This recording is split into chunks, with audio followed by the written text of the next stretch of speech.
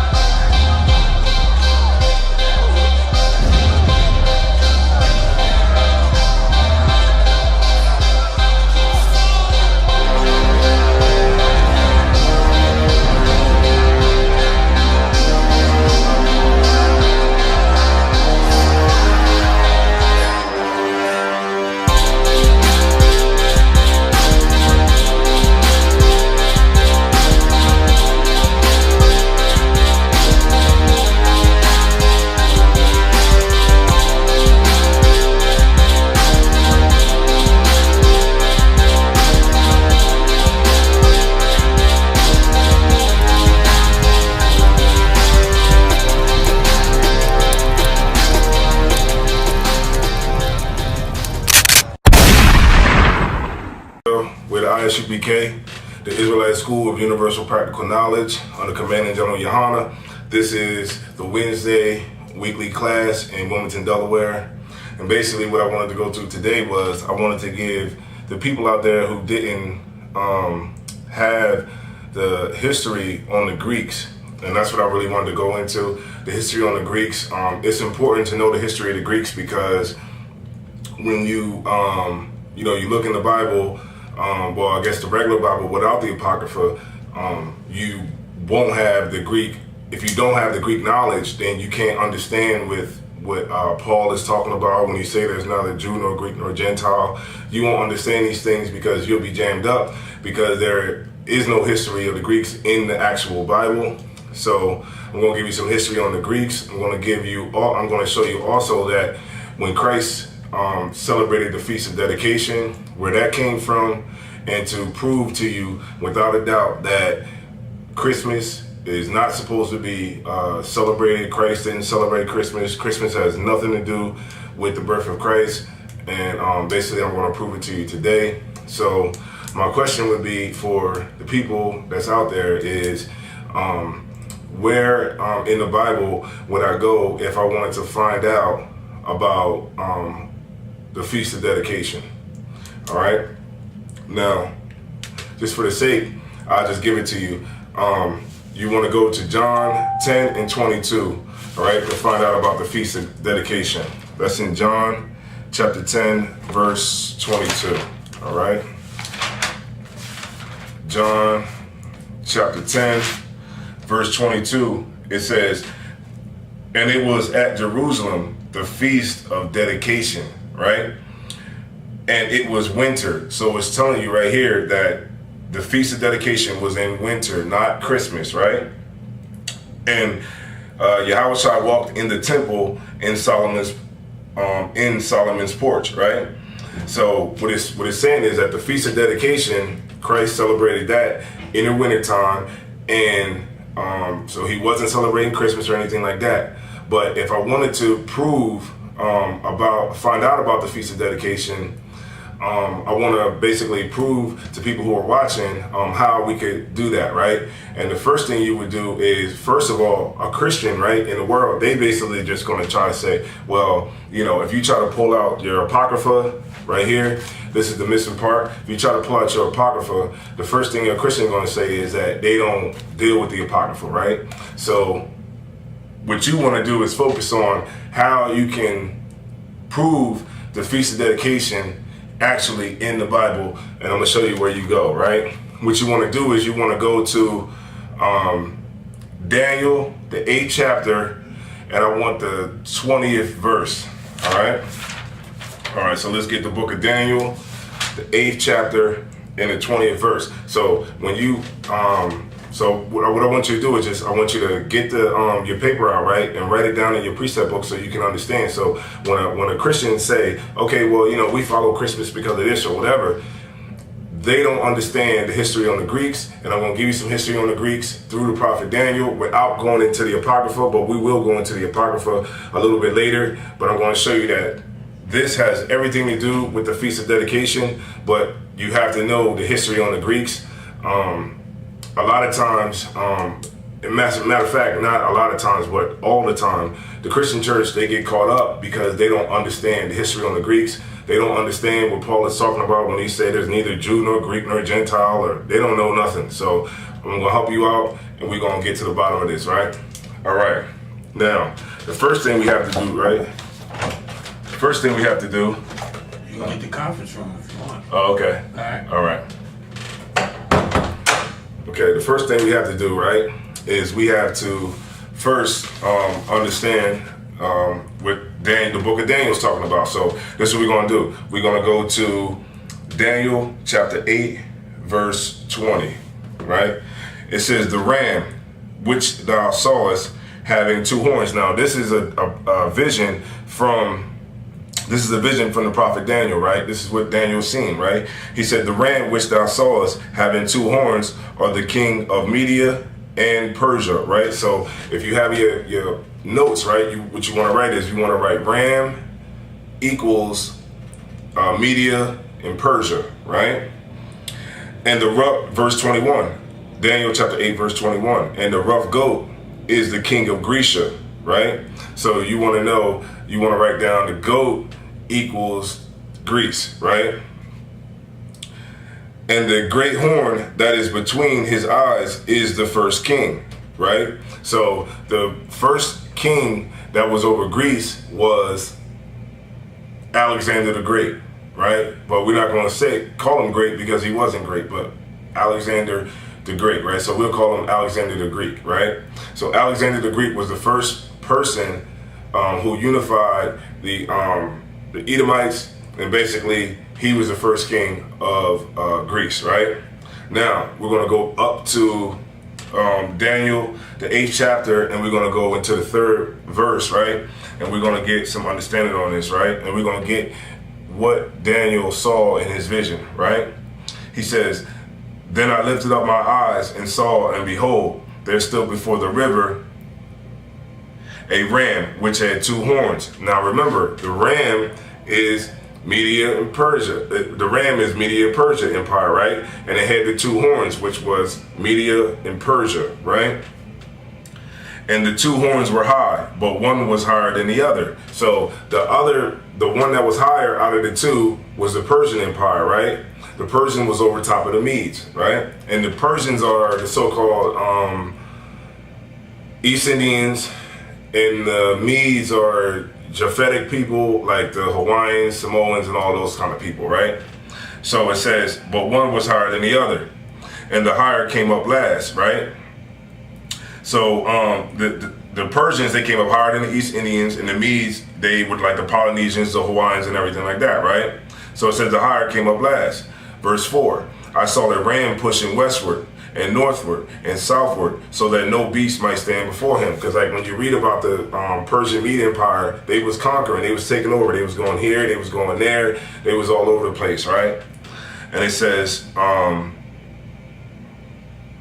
as I was considering, behold, a he-goat came from the west. No, wait a minute, hold on, Slacky, I went too far. Verse 4, I saw the ram pushing westward, northward, and southward, so that no beast might stand before him. Neither was there anyone that could deliver out of his hand. Because at that time, the Persian Media Empire, they was taking over everything. They was taking over everybody who came up at them. They was conquering, and they was in power at this particular time. And this is what the prophet Daniel is seeing in his vision, right? But what he's saying is, he's saying, behold, he said he's seen a ram, right? And the ram is the Persian and Medes empire, right? Now, verse 5, it says, as I was considering, Salakia, verse 4, it says, so that no beast might stand before him. You know, like when you read in the Bible, the beast is like different nations. In the Bible, is other nations, right? Neither was there any that could deliver out of his hand. But he did according to his will and became great, right? So this is the Persian Media Empire, okay? So then you go to verse 5, and it says, as I was considering, behold, a he-goat came from the west, right? So remember, when we was in verse 21, we know that the goat is Greece, right? So you got the goat, that's Greece, and you got the ram, that is the Persian and Mede Empire, right? So he's saying, behold, and he-goat came from the west. on the face of the whole earth, and touch not the ground, right? Because like when the Greeks came through, right, they had a spirit, and that spirit was to conquer. That spirit was to go, conquer, take over everything, and that was the spirit that was on the Greeks at this particular time in history, right? It says, and touch not the ground. And the goat had a notable horn between his eyes. Now, who was that notable horn that was in the Greek Empire? That notable horn that was in the Greek Empire, that's notable even to this day. When you look it up, you can Google it, you can go through any book in history. That notable horn is Alexander the Great, right? And that is this cat right here. I don't know if y'all can see it, but this cat right here is Alexander the Great, right? This cat right here, right? It says, and he came to the ram, verse 6. And he came to the ram that had 2 horns, right? Remember, the ram was the Persian and Mede Empire, and it had 2 horns, right? Which is the Persians and the Medes.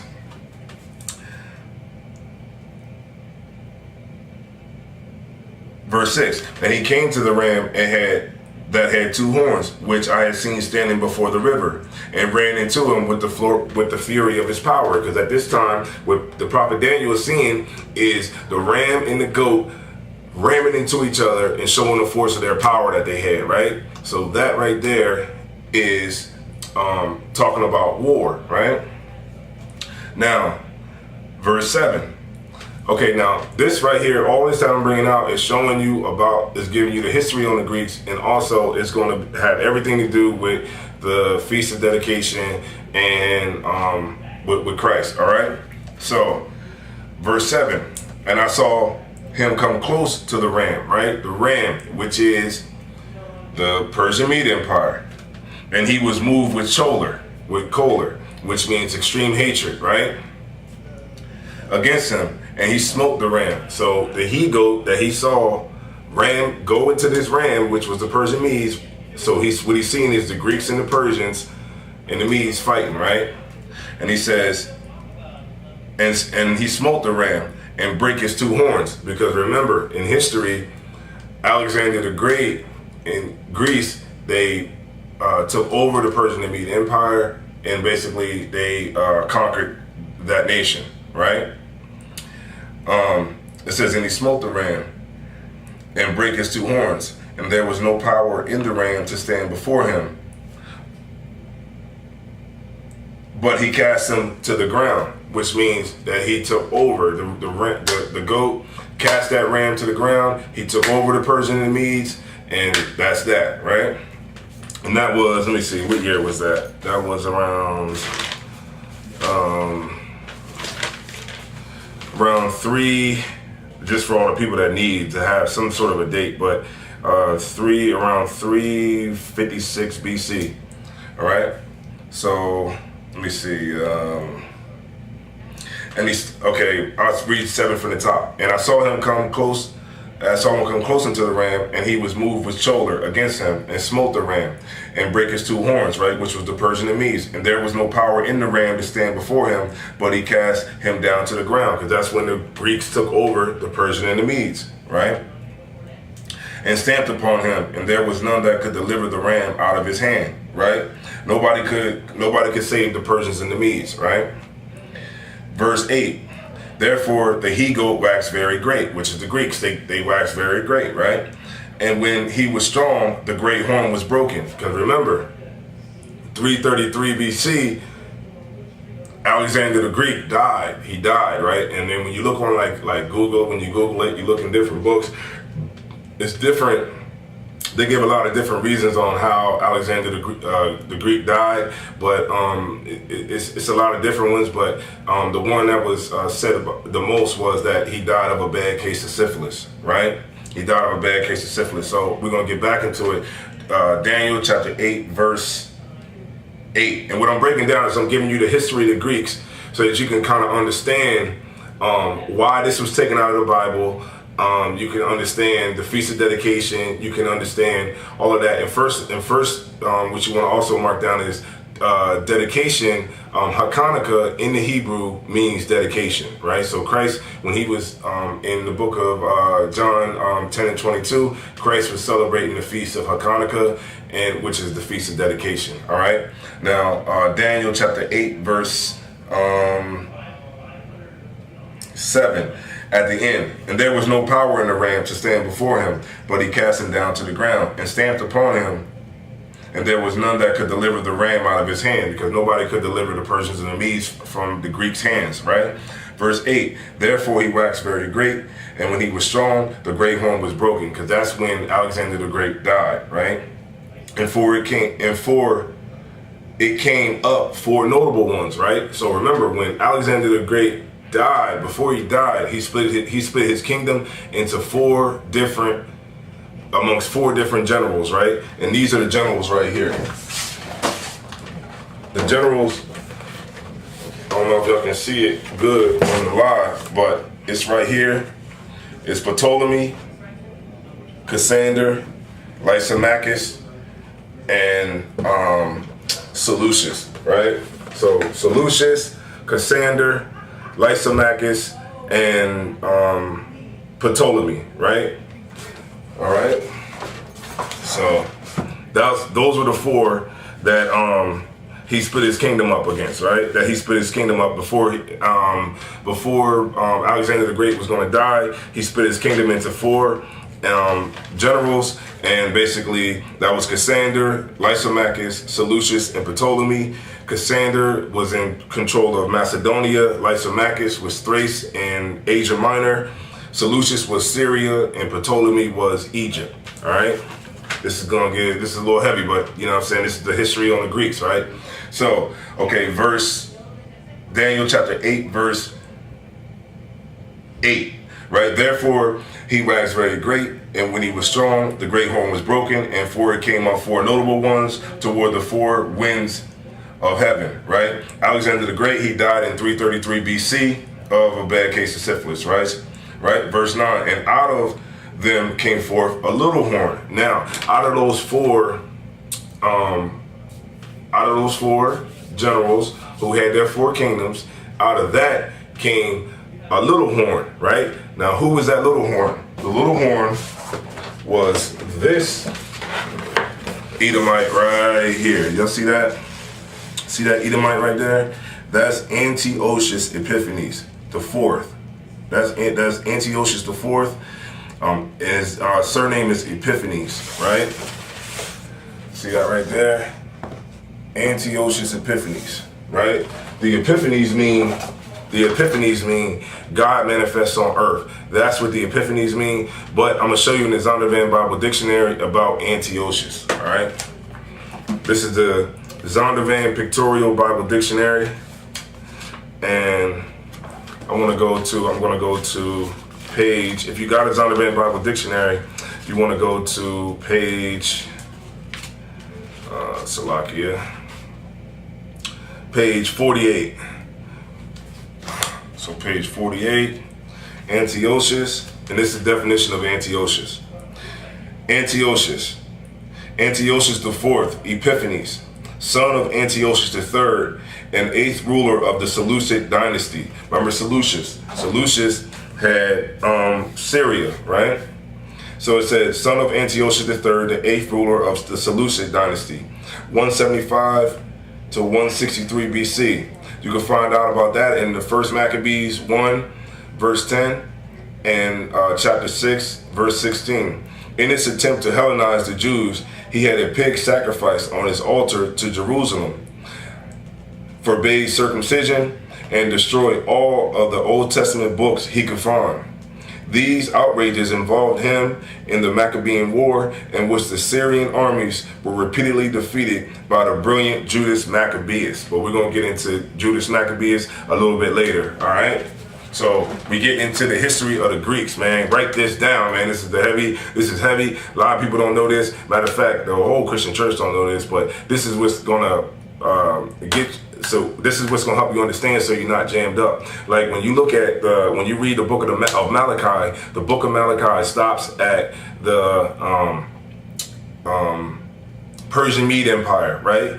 And then the New Testament picks up at the Roman Empire. So what you're missing is the Greek Empire, because you can't skip from the Persian Medes and go straight to the Romans, because you're missing that in between, which is the Greeks, right? And that's what this is. This right here is the rise of the white man, and how the white man basically took over all the dark nations of the earth. And this is how, this is why they took it out of the original Bible. If you get the original 1611 Bible, it'll have the Apocrypha already in it. It got taken out in the 1700s by the Protestant church, which are the Protestant Christians. Basically, they protested the Roman Catholic Church and basically got the Apocrypha taken out of the Bible. And this right here is basically essentially the rise of the white man in the earth, and that's why they took it out of the Bible. But we're going to expose that today under the Spirit of the Most High. All right, so let's get back into it. Daniel, chapter 8, verse 8. Now, remember, I'm breaking down the history of the Greeks, because in the church, man, they not going to break down the history of the Greeks. Like, they out there telling you, there's neither Jew nor Greek nor Gentile, and they don't even have no history of the Greeks in the Bible, so they don't even know what they're talking about. They just saying what they're reading, but they don't really have the proper understanding, because the only way that you can understand this Bible, man, is from the Spirit of the Most High, having the understanding and being taught by brothers who came before you that had the Spirit of the Most High on them, and they was able to teach you so that you can understand, because it truly is a gift from the Lord, man. And if you don't have that gift, man, you're just going to basically be out there like the Christians are out here on the street talking nonsense and teaching you nothing when you walk up in the church. The stuff that I'm teaching you now is how church is supposed to be. It ain't supposed to be people flipping up the aisle, foaming at the mouth, jumping all around, trying to pass out and all that other kind of stuff, man. This is school. This is what the Lord requires us to do, man. He requires us to learn this truth, you know what I'm saying, and give it to the people, man. The real shepherds are on it now, man, and we're going to feed the people, man, what they supposed to get, man, this truth about the Bible. All right. The book of Daniel, chapter 8, verse 8. No, verse 9. And out of them came forth a little horn. We know that little horn is Antiochus Epiphanes, right? Which means God manifests on earth, right? Which waxed exceedingly great toward the south, toward the east, and towards the pleasant land. The pleasant land is Jerusalem, because when Antiochus was in power, he was taking over. He was Greek. And basically, he came through and he took over Jerusalem, right? Verse 10. And it waxed great, even to the hosts of heaven, and it cast down some of the hosts of the stars to the ground and stamped upon them. Now, when you read in the Bible, man, the stars, it refers to the Israelites as the stars, man. But in this particular verse, it's saying that, verse 10, it says it waxed great, and even to the hosts of heaven, and it cast down some of the hosts of the stars to the ground. What was some of the stars? Some of the stars would be the southern tribe, which is Judah, Benjamin, and Levi, right? Because remember, the northern tribe was already going off into the Assyrian captivity by this time. And also, man, another note, right? Prophet Daniel was living in the Babylonians captivity, right? He was living in the time of the Babylonians when they was ruling with Nebuchadnezzar, right? And the vision that he's seeing is about 300 years later. You know what I mean? I'm kind of like, estimating it, but at least 300 to 400 years later is what he's actually seeing a vision that's actually did come to pass. So this is a prophecy that was fulfilled. You know what I mean? The Bible is 100% on point. There's nothing that's not on point with the Bible. There is no contradictions on it, man. I repeat, man, there's no contradictions in the Bible. The Bible is history, and the only way that you're going to get this real and true knowledge, man, is you come into the Isupk, man. Get down here to these classes. They free. You know what I'm saying? We at the library right now. Come on down, man. Call that number, 302-494-7532. All right. Verse 10. It says, and it waxed great. Daniel chapter 8, verse 10. It says, and it waxed great, even to the hosts of heaven, and it cast down some of the hosts of the stars to the ground, which were the southern kingdom, Judah, Benjamin, and Levi, and stamped upon them, right? Verse 11, yea, he magnified himself even to the prince of the hosts, and by him the daily sacrifice was taken away and the place of sanctuary was cast down. Because remember, when it says that he magnified himself even to the prince of the host, right? Those were our leaders at the time. Those were the people that was leading us at the time. They basically was selling out, started getting down with the Greeks, and those were the wicked Israelites, you know what I'm saying, at that time, you know what I'm saying, that was getting down with the Greeks. No different than what we see today going on with our so-called leaders now, getting down with the Americans, getting down with the Europeans, and basically selling us out, right? Verse 12, and a host was given to him against the daily sacrifice by reason of transgression. That was the sins that the Israelites was committing, the evil sins that they was committing, and they was getting down with the Greeks and basically selling us out to those Greeks, man. And we're gonna get further into that, and we're gonna explain all of that. All right, verse 12. I read it from the top. And host was given to him against the daily sacrifice by reason of transgression. Those were the Israelites that were sinning, man, and selling us out and getting down with the Greeks, right? And they cast down the truth to the ground, and they practiced and prospered, right? Because those were the certain wicked Israelites that was dealing with the Greeks. And what they did was they got down with the Greeks, man, and started, we couldn't do the daily sacrifices, we couldn't do what the Lord required us to do, and basically they stomped that truth to the ground, right? Verse 13, and I heard one saint speaking, because this is what he's saying. What the prophet Daniel is doing is he's seeing the vision in his head. He says, then I heard one saint speaking, and remember that we are the saints, the Israelites are the saints. Mother Teresa ain't no saint. If you want to look up the definition of saint, look it up in the Zondervan Bible Dictionary, and you'll see that the Israelites, the blacks, Hispanics, and Native Americans are the true saints, right? It ain't no Mother Teresa, right? She's a heathen, all right? Verse 13. Then I heard one saint speaking to another saint, and to that certain saint which spake, how long shall the vision concerning the daily sacrifice and the transgression of desolation to give both the sanctuary and the host be trodden down underfoot, right? Right? Because remember that's when the Greeks was taking over, and they basically took over everything. And the two saints, basically, he's seeing in his vision, is asking, like, how long is this going to be? How long are they going to, you know what I'm saying, be, you know, defiling, you know what I'm saying, us and profaning the Lord's holy day and having us trodden underfoot? How long is this going to happen, right? And verse 14, and he said unto me, unto 2,300 days, then shall the sanctuary be cleansed, right? This is about the temple being cleansed, but this is a forward prophecy that's the prophet Daniel was bringing out now, that's going to happen later in the and we're going to read about that in the book of the Maccabees, right? So now skip that, right? Drop that and go to Daniel chapter 11 verse 14. No, 32. Salaki. Give y'all some time to get there. It's Daniel chapter 11 verse 32. All right, we're gonna break this thing down today. All right, we're giving you the history on the Greeks, man, on the Greek Empire. We're giving you the history on that. We're gonna give you the history on the Greeks so that you can understand this part. This is the part that everybody's jammed up at in the Christian church. We're not jammed up with it on the Isupk. We're not jammed up.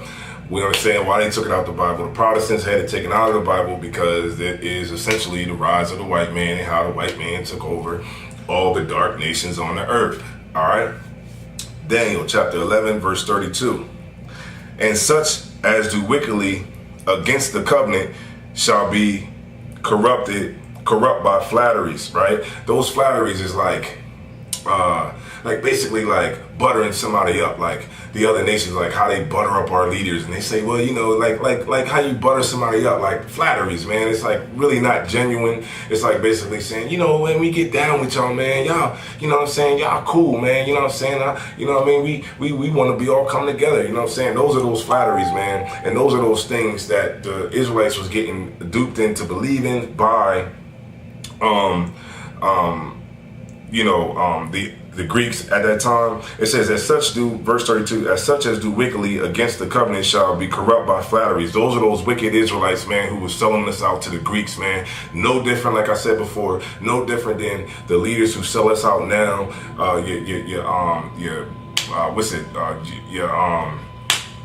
Creflo dollars, I want to say Joel Osteen, but shit, they all together anyway. But and he got a lot of black people jammed up in his church too. But for the sake of, keeping it as far as the Israelites, you know what I mean? You got Al Sharptons, your Jesse Jacksons, your Farrakhans, all these people that's in our face. It was the same as it was back in the time of the Greeks, man. Those wicked Israelites that was leading us and falling for the flatteries of the other nations, right? Or the Greeks, right? It says, but the people that do know their God, right, is the people that do know their gods, right, which is the Israelites that do know their gods, shall be strong and do exploits, man. That right there is talking about Mattathias. Write that down. It's talking about Mattathias right there. But we're going to get into Mattathias, but we're going to get into it a little bit later. All right? Okay, verse 33. And they that understand among the people shall instruct many. Because, okay, like, at that time, you know what I'm saying, it was a lot of Israelites who know, just like at this time, man. It's gonna be them Israelites that do understand. And we're gonna be the ones that's gonna be instructing many. We're the ones that go out on these streets and teach, man. So we're gonna be the ones that's gonna instruct many. I'm gonna read on. Yet they shall fall by the sword, and by flame, and by captivity, and by spoil many days. Because remember, even in today, if you try to equate it to today, like even today and before, you know what I'm saying, there's Israelites who knew that we wasn't supposed to do that, like, the Isupk back in the 60s, you know what I'm saying, they knew what was going on with Martin Luther King and all these other groups, the Nation of Islam and all these other groups. They knew what was going on, and they had the ability to instruct many, and they knew, you know what I mean, and they understood the condition, but they had to go into captivity. They're in captivity too as well. You know what I mean? Even though they instruct, because we have a lot of leaders who basically sell us out to the Europeans, the Americans, sold us out to the Babylonians, sold us out to the Egyptians, sold us out to every damn, dynasty on the earth. You know what I'm saying? Our so-called people that was supposed to be leading us, man, a lot of them sell us out, man. All right. It says, yet they shall fall by the sword and by flame and by captivity and by spoil many days. This is what was happening in the time of the Greeks, right? Verse 34. Now when they shall fall, they shall be hoping with a little help. That little help right there, when it says they should be hoping with a little help, that's talking about Judas Maccabeus, right? He was the son of Mattathias, but we're going to get a little bit further into it. That's going to be when we get to the Apocrypha, but I want you to, remember where it says a little help, man. We're going to break all that down, right? It says, now when they shall fall, they shall be hoping with a little help, because it was going to be a time when under the Greek Empire that we was going to fall, you know what I'm saying? We was going to go through a bunch of stuff, but we was going to have a little help, right? That was going to help us out. But many shall cleave to them with flatteries, man, because, a lot of people was going to cleave, right, with flatteries, all right? And we know that those flatteries is just, really nothing. It's just, basically like what's that called? Like what's that word I'm looking for? It's like if you flatter somebody, like they like, don't flatter me. It's like basically you giving somebody compliments and stuff like that, and you really don't mean it. It's like an empty compliment. You know what I'm saying? So most people are like, what? Don't try to butter me up. That's another way of saying it. Or what? You know what I'm saying? Don't flatter me, man. You kill all that noise. You know what I'm saying? That's what it's talking about, right? It says, and some of them of understanding shall fall to try them, because it was great men who had understanding, and they fell, man. Those great men, they fell, right? It says, and some of them of understanding shall fall to try them, because sometimes a lot of men who are strong and do understand, they fall, man. But that's the Lord trying them, right? To try them shall fall to try them, and to purge and to make them white, man, which means like pure, right? Even to the time of the end, because it is yet for a time appointed, man. Because it was like a lot of brothers who was Israelites who was strong at that time of the Greeks, man. You know what I'm saying? And they fell. And it was, and a lot of times when you see somebody who's in power, you know what I'm saying, they have a lot of understanding and knowledge, man, and they fall, man. That's the Lord can use that to try other Israelites and other brothers who's around too at the same time as well. But what we got now? Remember what we read, right? In Daniel, the 8th chapter, about the Persians, the Medes, and the Persians, the Medes, and the Greeks, right? That's the chapter 8 that we was reading into. Now we're going to get the confirmation on that in the Maccabees, right? So Maccabees chapter 1, verse 1. All right. Maccabees chapter 1, verse 1. All right. Now I'm going to cross back and forth so that you can get to understand. I'm going to cross back and forth, back and forth, back and forth so that y'all can see the correlation between the book of Daniel, which was a prophecy that he set 300 to 400 years before this actually went down. And this is going to actually validate what the prophet Daniel was bringing out in his vision. All right. The first book of the Maccabees in the Apocrypha, chapter 1, verse 1.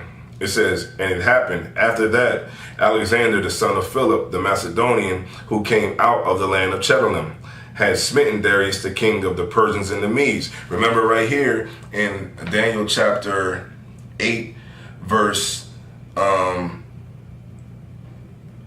7, it says, and I saw him come close to the ram, which was the Persian and Medes, and he was moved with choler. And he smote the ram and brake his two horns, which was the Persians and the Medes. So right here it's saying, it says, Philip the Macedonians, who came out of the land of Chedalim, had smitten Darius, the king of the Persians and Medes, that he reigned in his stead, the first over Greece, right? And this is Alexander the Greek, right? Now when it says, in Daniel chapter 8, verse 21, it says, and the rough goat is the king of Grecia, and the great horn that is between his eyes is the first king, right? And right here it's saying that Alexander had smitten the Darius, the king of the Persians and Medes, that he reigned in his stead, the first over Greece, right? He was the first king that Daniel was talking about, and this is the confirmation right here, right? Verse 2, and he made many wars and won many strongholds and slew the kings of the earth.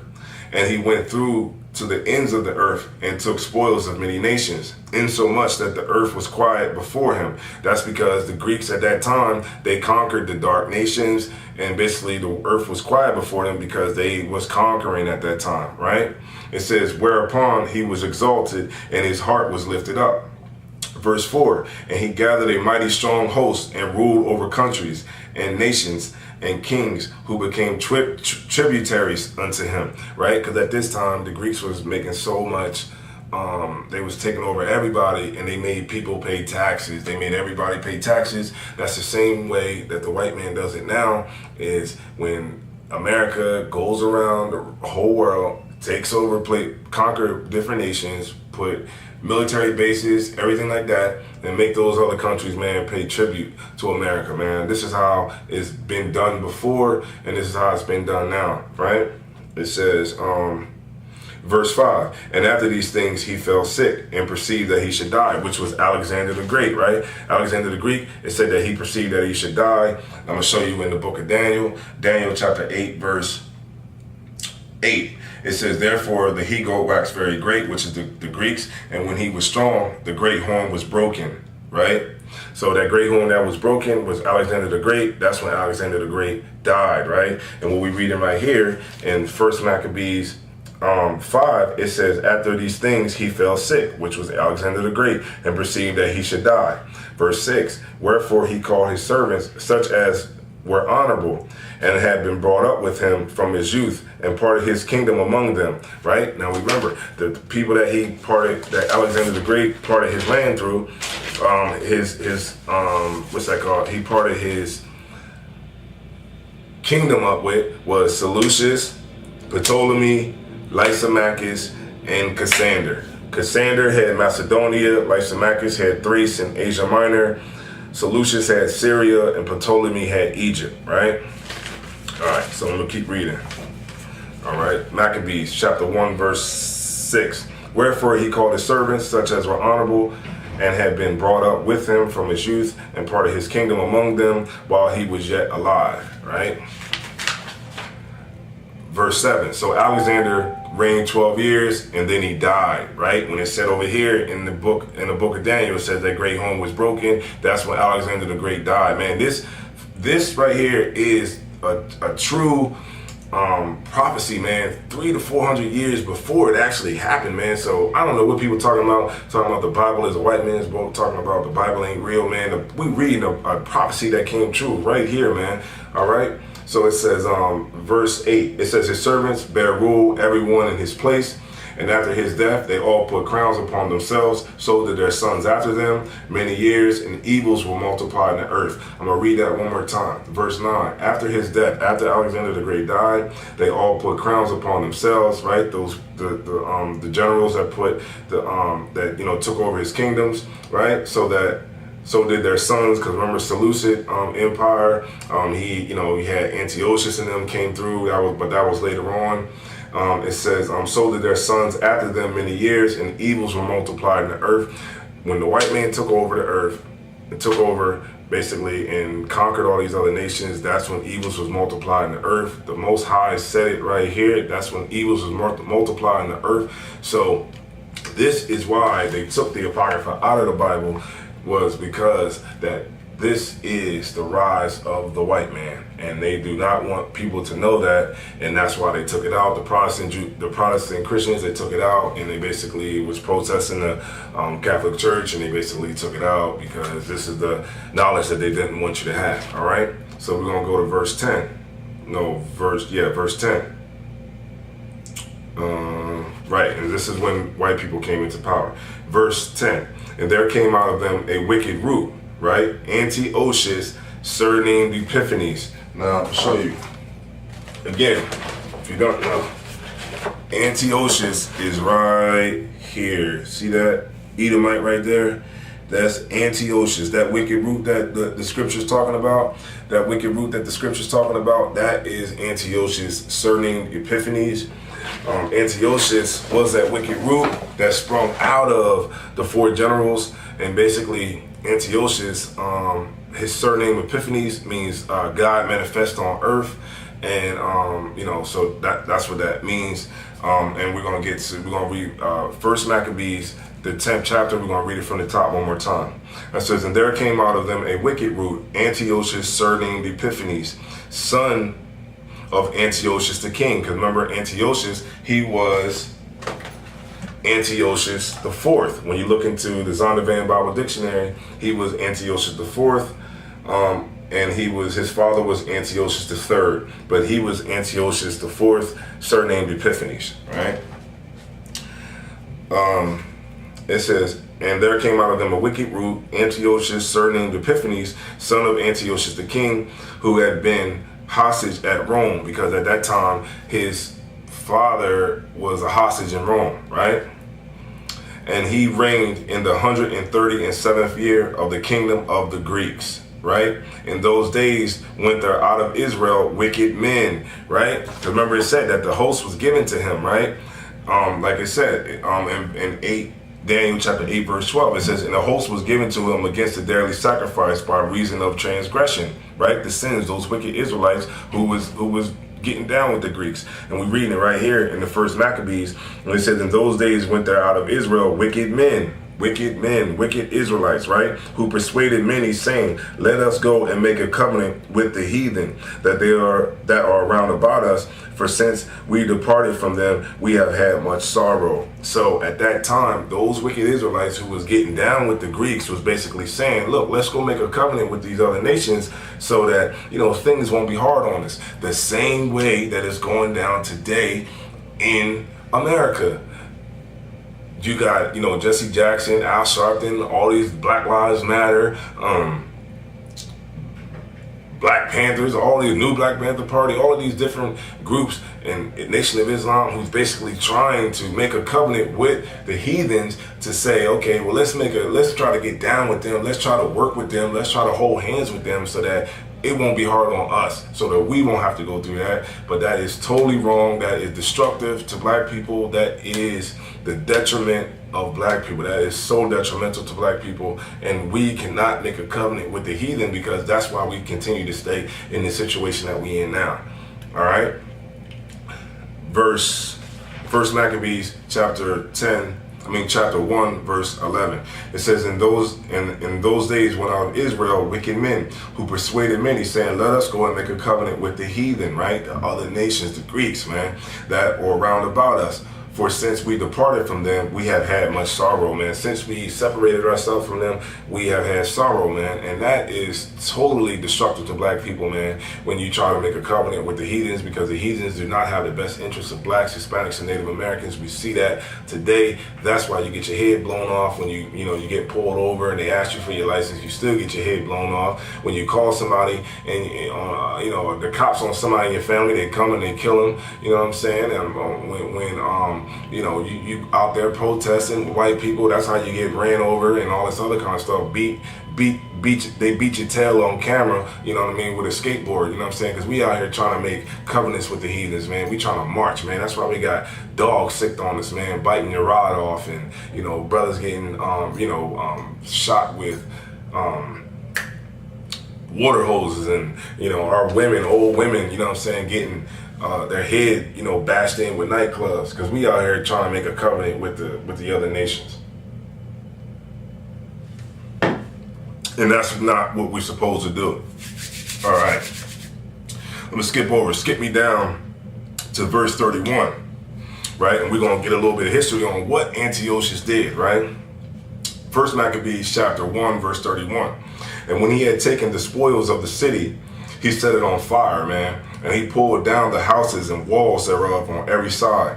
But the women and children, verse 32, but the women and children took they captive and possessed the cattle, man. You know what I'm saying? Because when he took over Jerusalem, he basically burned the city, you know what I mean? And he conquered everything, killed the men, and basically took the women and the children captives and took all the cattle, right? It says, but the women and children took they captive and possessed the cattle. Verse 33, then builded they the city of David with a great and strong wall, and with mighty towers, and made it a stronghold for them.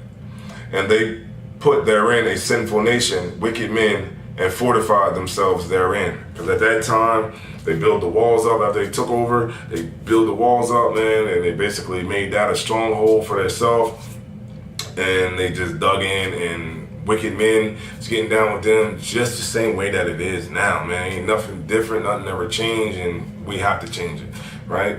Because we see and we reading about the mistakes that the Israelites made, that we made back in the day, man, and how you move forward is you learn from your mistakes that you make, and what we're doing right now is reading about our mistakes right now, all right, verse 41. Skip down to 41. It says, moreover, King Antiochus wrote to his whole kingdom that all should be one people. I'm going to read that from the top. First Maccabees, the first chapter, the 41st verse, it says, moreover, King Antiochus wrote to his whole kingdom that all should be one people. Because remember, even today in society, that's what they've been trying to push forever, is us being one people. That's what they say. Oh, we just one big, we just one big melting pot, man. We holding hands, everybody holding hands. We're just one people. We all bleed red blood and, all that nonsense, you understand? And that's what's going on today, and it was going on back in the time of the Greeks, right? It says, verse 42, and everyone should leave his laws. So all the heathen agreed according to the commandment of the king. So he's saying everybody should leave their laws, man. Just like in America, man. Everybody should just follow Christmas, man. I know I be seeing Indians and East Indians and Chinese people, they celebrating Christmas, man. They giving up that Buddha, man, and they celebrating Christmas now, you know what I'm saying?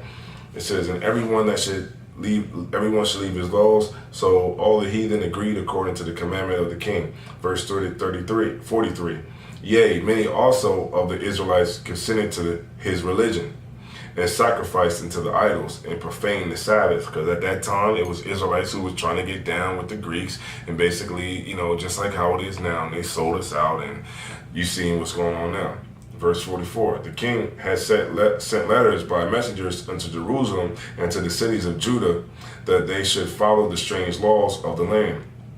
Verse 45, and forbid burnt offerings and sacrifice and drink offerings in the temple, and that they should profane the Sabbaths and festival days. So they're saying you can't even go and do your thing, man. You got to basically do what we want you to do, and this is what the Greeks made us do. They made us give up our Sabbath day. They made us give up everything that the Lord put down for us to do. Our Sabbaths, the way that we do things, the way that we operate, man. The Greeks basically came in, Antiochus came in and said, look, y'all can kill that noise, and this is what's going down. These other Israelites who was living at that time, they was getting down with the Greeks, man, and selling us out the same way the so-called leaders get with the white man right now and sell us out, right? It says, and forbid, verse 45, and forbid burnt offerings and sacrifice and drink offerings in the temple, and that they should profane the Sabbaths and festival days. Verse 46, and pollute the sanctuary and holy people, set up altars and groves and chapels of idols, and sacrifice swine's flesh and unclean beasts, man, because it was a time, man, we sacrificed, you know what I'm saying, we set up that burnt offering, man. It was lawful food, man, lawful food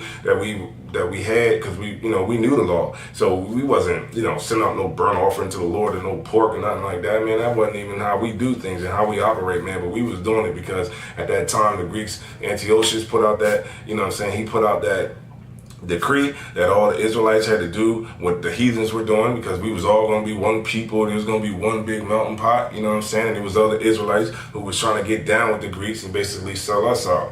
All right, let me skip up.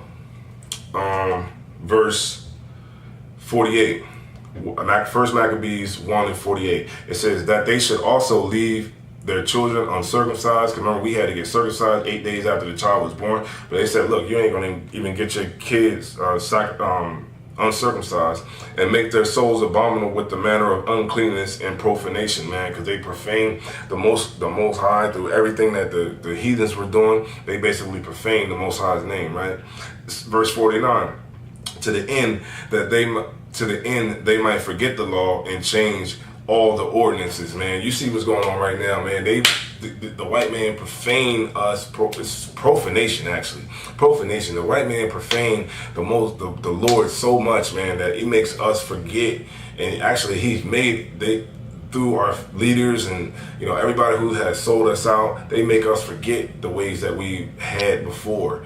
You know what I'm saying? The ways that was passed down to our forefathers and which was passed down to us. We don't do that no more. We basically just do things a totally different way. We do things, what the white man tell us to do. You know what I'm saying? We don't keep the Sabbath day. We don't follow Christmas. We don't follow none of the holidays in the Bible. And we basically follow Christmas and every other holiday, Valentine's Day and all these other holidays that has nothing to do with the Lord. And we basically are profaning the name of the Lord in the name of the heathens who are around about us. All right. Let me get verse 2 Maccabees chapter 2 verse 15. It says, in the meanwhile, the king's officers, such as compelled the people to revolt, came to the city of Modin to make them sacrifice. And when many of Israel came into them, Mattathias also and his sons came together. Then answered the king's officers and said to Mattathias on this wise, thou art a ruler and an honorable and great man in the city, and strengthened with sons and brethren. So they say, man, you strong, you got brethren, you know what I'm saying? You got kids, you got all that, you know what I'm saying? Now that verse 18, now therefore come thou first and fulfill the king's commandments. So since you strong, you got kids and everything, and everybody respect you, so you should be the one to come up here and sacrifice this pork first, right? And this got everything to do with the Feast of Dedication. Why Christ, what I'm bringing out is the history on the Greeks. It got everything to do with the Feast of Dedication. What he was talking about in the book of John 10 verse 22. Right? It says, now therefore come thou first and fulfill the king's commandment, like as all the heathen have done. Yea, and the men of Judah also, and such as remain at Jerusalem. So even your other brothers is doing it, you know what I'm saying? And they hear, you know what I'm saying? So he's saying, and the men of Judah also, and such as remain at Jerusalem, so shall thou and thy house be in the number of the king's friends, and thou and thy children shall be honored with silver and with gold and with many rewards. So basically saying, look, man, you get down, you do this, you do the king commandment, man, you know what I'm saying? You be his friend, you get this money, and this is how it's going to go, right? And they say that to all other leaders now, right? It says, then Mattathias answered and spake with a loud voice, through all the nations that are under the king's dominion, obey him, right?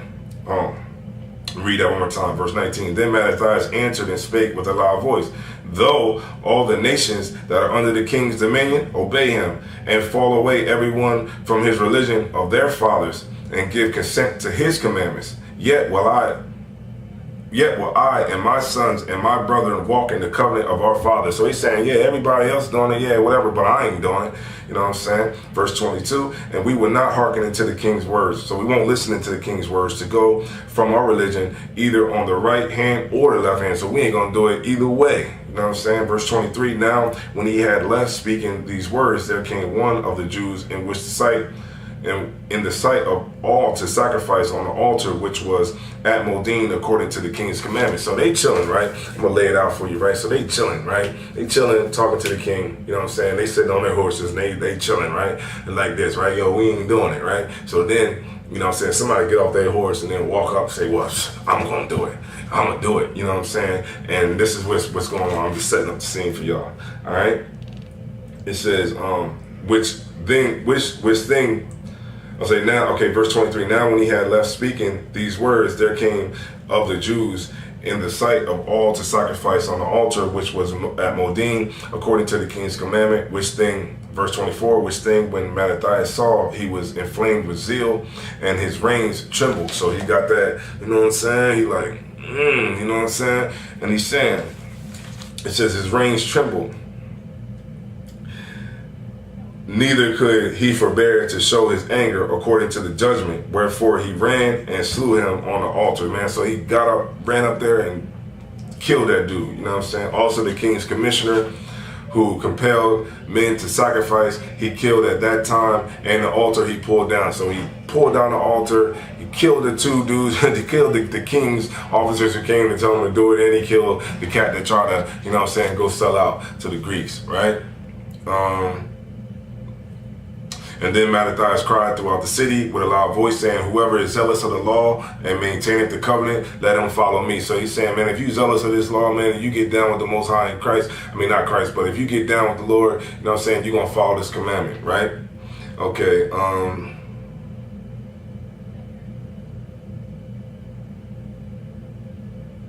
so just to make a long story short,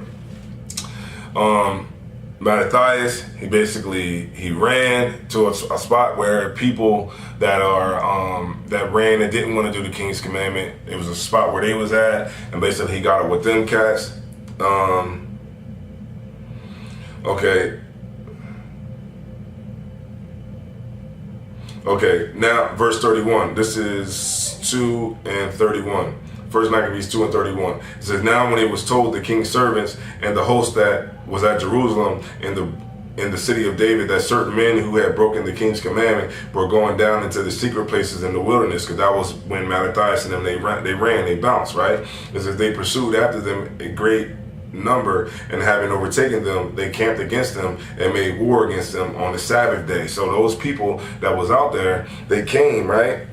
And they basically made war with them on the Sabbath day, because, you know, in the Sabbath, we don't, you know, ain't supposed to do no servile work, right? And this is how they basically was able to kill everybody, you know what I'm saying, by trying to attack them on the Sabbath day, right? But I'm going to give you something real quick on that. Verse 32, they pursued after them with a great number, and having overtaken them, they camped against them and made war against them on the Sabbath day. Verse 33, and they said unto them, let that which ye have done hitherto suffice, come forth and do according to the commandment of the king, and ye shall live. But they said, we will not come forth, neither will we do the king's commandment to profane the Sabbath day. So when they had gave them their battle with all their speed, so then they gave them the battle. So they said, okay, you don't want to do it? Okay, cool, we coming to kill y'all, right? And it says,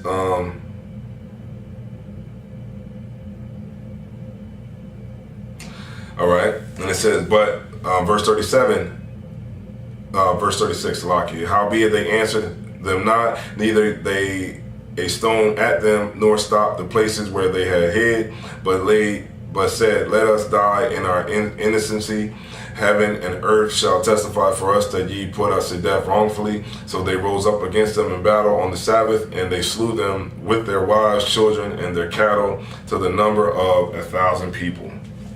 So they came and they fought them. They came and fought them on the Sabbath day, so they didn't fight, which was, you know what I'm saying, it was crazy. You know what I mean? But I'm gonna show you what Mattathias did, right? So now, verse 39. So now that when Mattathias and his friends understood hereof, they mourned for them right sore.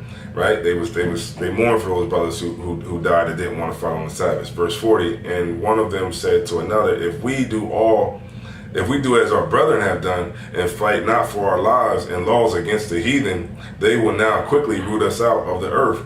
Verse 41, at that time, therefore, they decreed, saying, whosoever shall come and make battle with us on the Sabbath day, we will fight against him, neither will we die at all. And our brethren that is murdered in this, neither will we die at all, as our brethren that were murdered in the secret places. So they like, look, man, Mattathias like, look, man, we ain't dying, man. They come and try to attack us on the Sabbath day, man, we gonna fight. You know what I'm saying? And that's the spirit, you know what I'm saying, that Mattathias was saying, like, look, man, we gonna fight, and I don't care if they try to come at us on the Sabbath day, man. They ain't gonna come and try to just kill us, you know what I'm saying, with no, you know what I'm saying, no fight, you know what I mean? But what I'm giving you is the history on the Greeks, man. All right? Okay, they went and they fought against Israel. I'm kind of speeding it up for time's sake. They went and they fought against Israel. And then this is when I was talking about when it said, and back in Daniel chapter 11, verse 32, 34, it says, now when they shall fall, they shall be hoping with a little help, right? So we're going to find out who that little help is, right? It says, verse 2 Maccabees chapter 3, verse 14. He said, I will get me a name in Salakia.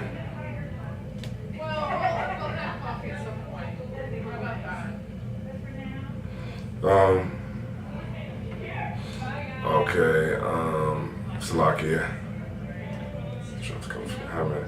Let's see if we're going down this Bethlehem. Salakia. Gotta find which one. Alright. So the times of the great deliverance.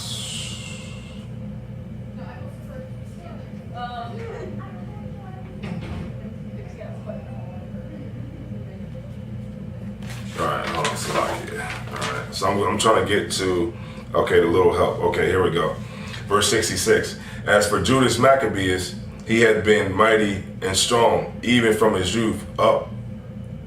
And from his youth up, let him be your captain and fight the battle of the people, right?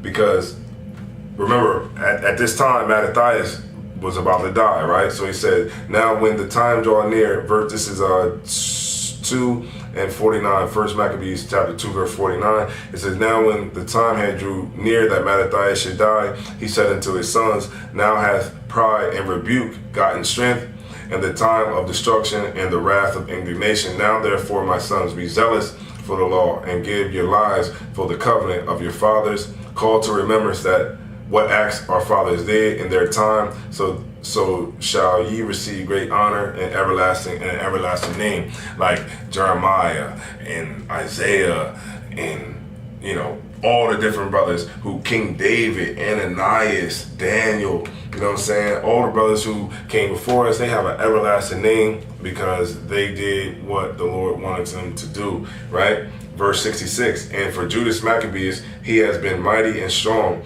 even from his youth up. Let him be our captain and fight the battle of the people. So what it said about the little help, so we was going to be down for a while, but we was going to have that little help. It was talking about Judas Maccabeus, right?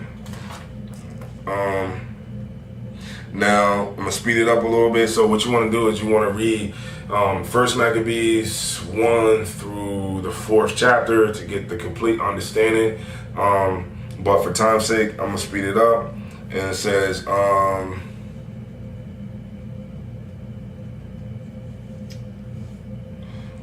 let's go to 1 Maccabees 4 and 4 and 42. 43 actually.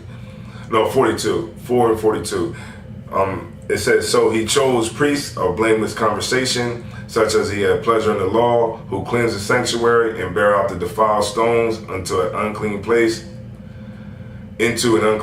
and when as they consulted what to do with the altar of burnt offerings, as it was profane, they thought it best to pull it down, lest it should be reproached to them. So at this time, what's going on is Judas Maccabeus, they basically took back, they fought off the different armies that came and tried to take them over. And basically they got the temple back. They cleansed the temple. They rededicated it back to the Most High. You can read about that when he says, and behold, no, it's Daniel chapter 8, verse 13.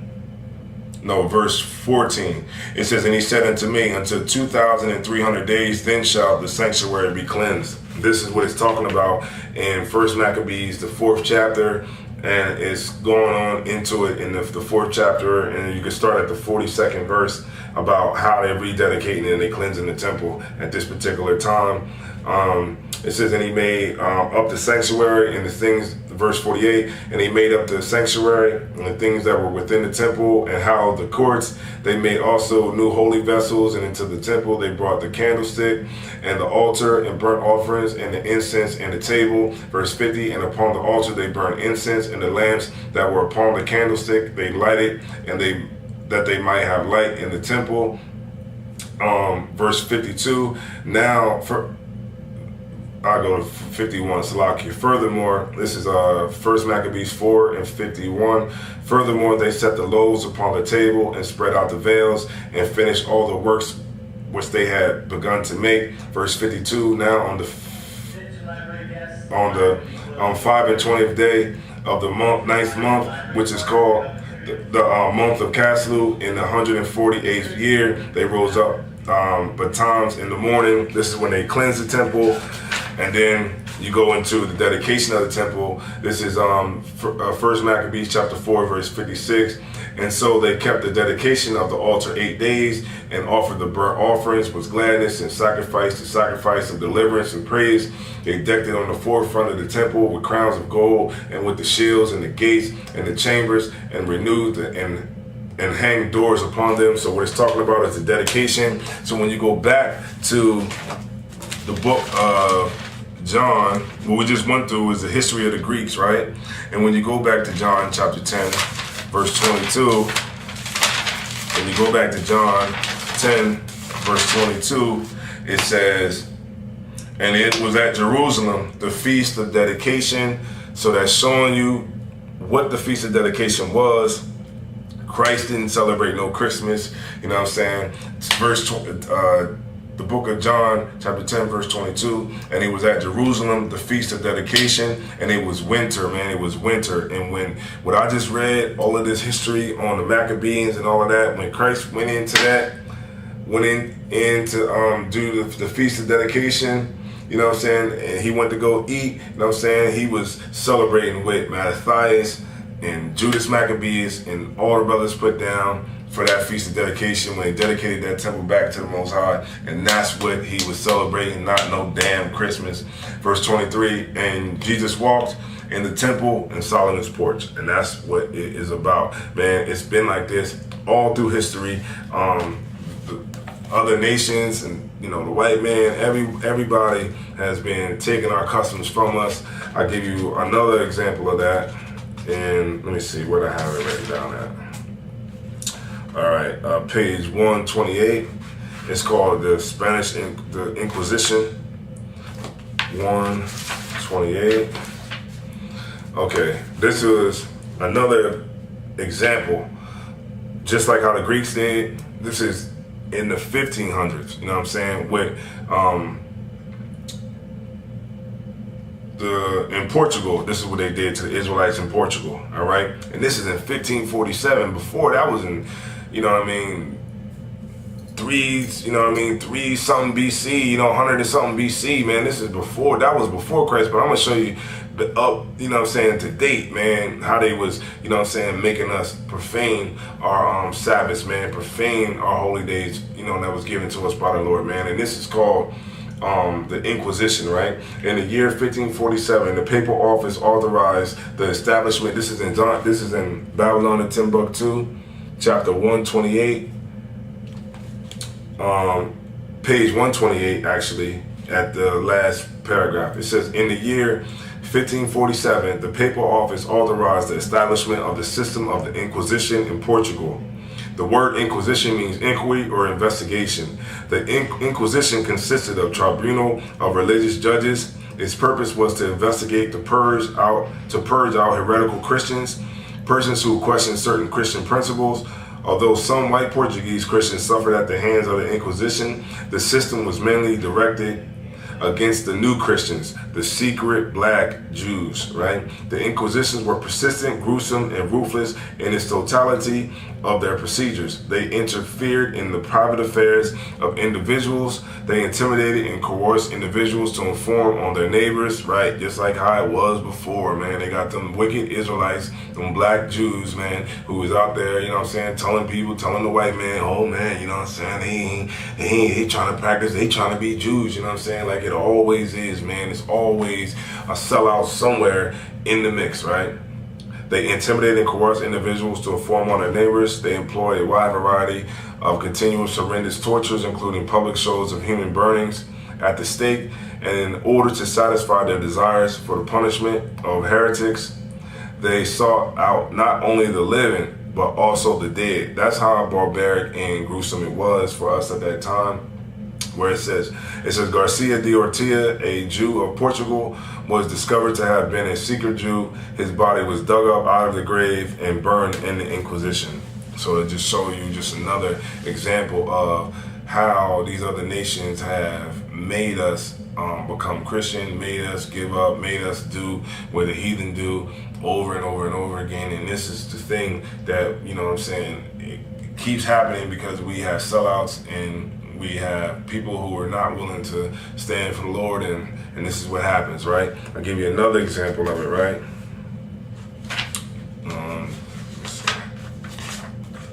Okay.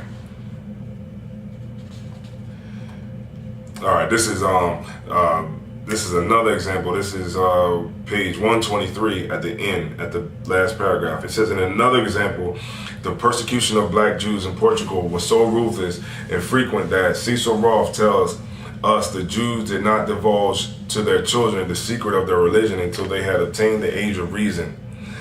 Right? Because you couldn't tell at that time in Portugal, you couldn't tell your kids that you was really a Jew and that you wasn't Christians. You just faking like you was a Christian. And that's what we doing now. We're faking like we Christians. But you know what I'm saying? At that time, they couldn't tell the kids that they were really Jews until they came to an age of reason. Because you wouldn't want no kid, you know, at school going, hey, my mom is a Jew, you know what I'm saying? And they mess around and get the whole, you know what I'm saying, the whole family burned at the stake, right? It says, the Hebrew religion is such that if you deny your religion, you will eventually deny your nationality. I'm gonna read that again. The Hebrew religion is such as if you deny your religion, you will eventually deny your nationality. And that's what we are doing now. We are denying our nationality as the true biblical Israelites of the Bible. We say that we everything else but that. So we are denying our nationality. They know that if you just deny your religion, you deny your nationality. When you deny everything, you will eventually deny your nationality. Sociologists and psychologists know, and history has proven it, right? From the time of the Greeks up until this time right here, you know what I mean? It's specific through the time of Portugal, even now, right?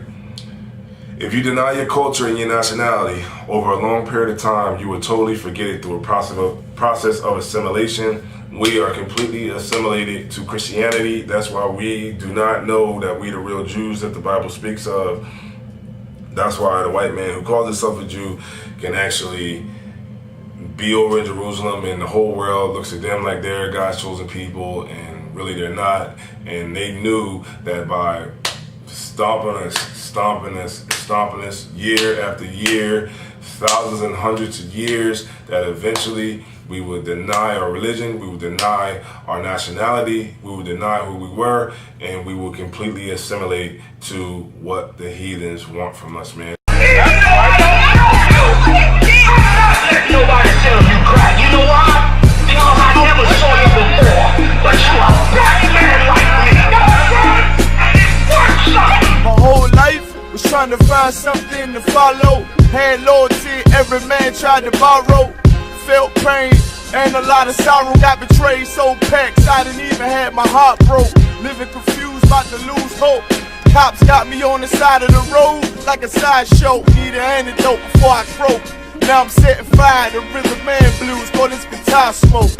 Rebel with no cause, trying to find direction. The world got me vexed. Picked up a bad liquor habit that's hereditary from oppression. Felt like my life was on fire, trying to find an exit. Now look, 10 G's plus a good wreck. Sometimes a follower is a soldier, trying to find a good shepherd. Plus when you in hell, how do you excel? Wisdom the breath of life, I don't believe in fairy tale. Listen well to what I tell. No calling can cause pain, something that a rebel knows very well. Can't you tell I was sent from the Lord?